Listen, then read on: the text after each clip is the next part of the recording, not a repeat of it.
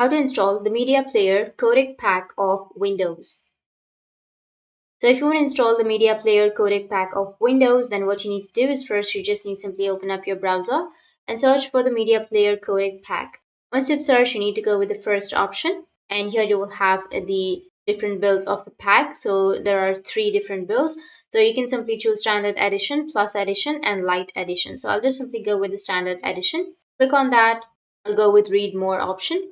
And once you're here, you need to scroll down, and here you will have the download option. Just click on download and it will start the downloading process.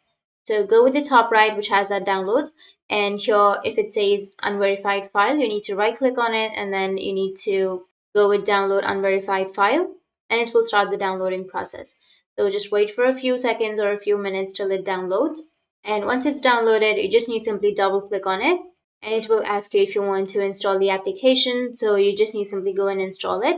And in this way, you'll be able to download the Media Player Codec Pack of Windows.